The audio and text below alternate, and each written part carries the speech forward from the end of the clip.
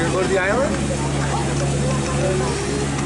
Hi guys, it's Mike from Inside the Magic, and I'm here at Disneyland. And you might recognize this view. I am standing on Tom Sawyer Island. For the first time in a year and a half, Pirate's Lair on Tom Sawyer Island, as it is now called, has been reopened to guests. It closed down in January of 2016 for the Rivers of America construction and the rerouting of the river and the railroad tracks. And ordinarily I would just show you how nice everything looks now and how they've repainted everything and made everything look shiny and pretty now, but there were a few things that I wanted to point out, so let's take a look around. There's the sailing ship Columbia back at the Frontierland dock for the first time in a long time. They've been testing the ship in its trip around Tom Sawyer Island, and that's scheduled to reopen July 29th here at Disneyland. Here's where the old keel boat prop has been repainted and placed here at the front of Tom Sawyer Island. One of the neater new details. This used to be around back. And here's the famous Treehouse on Tom Sawyer Island. For a long time you could go up inside there and climb around, play around in there. And then it was closed for a while for refurbishment, and now that the island has opened back up, they've removed all access to the treehouse. They boarded up this entrance here, and you just can't get in at all anymore. So it's just nice to look at. Get the water running here again.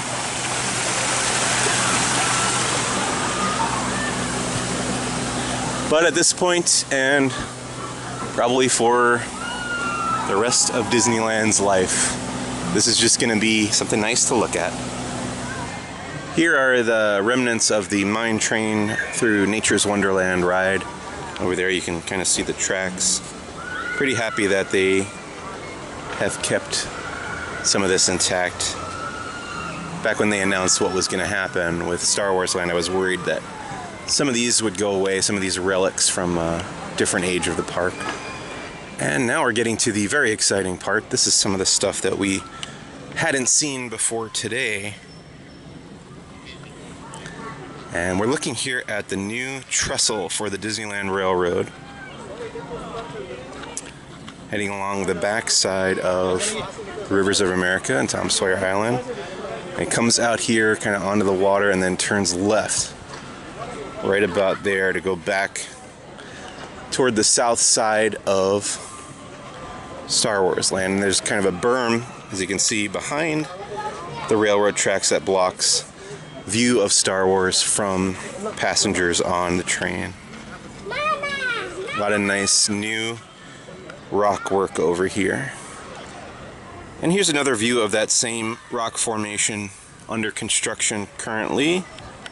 And you can see to the right is the Indian village, all those teepees. It's been somewhat relocated from where it was before, further down the river a little bit. But it was nice to know that they were going to keep this intact as well. Notably absent is the graveyard that used to be here behind Fort Wilderness in the rear of the island. It's just gone now. Kind of sad to see that go. And in the place of the graveyard is this new structure attached to the backside of Fort Wilderness. Maybe some kind of storage shed, possibly for Phantasmic, but unfortunately the graveyard is gone. It used to be right here. Unfortunately, Fort Wilderness is still closed to guests. I remember being able to go in there, run around, climb the towers and shoot the guns and stuff, but remains off limits. And here's another exciting view. This is looking toward Critter Country from the west side of Tom Sawyer Island. There's a Hungry Bear restaurant, and this is the back side of that wall that has been put up along the river in Critter Country. And over here, this area is going to be the west entrance to Star Wars Land. The other two entrances being along the Big Thunder Trail in Frontierland. So this will be the third entrance that you can use to enter the new Star Wars expansion when it opens 2 years from now.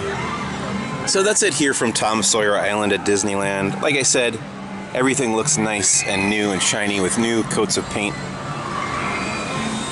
And it's just nice to be able to come over here again and just kind of wander around. Obviously you can duck in any of these tunnels, explore the island, walk the paths, and it's just another different place to hang out in Disneyland that was very missed for the year and a half that it wasn't open. This is Mike from Inside the Magic, signing off. Thanks for watching. See you next time.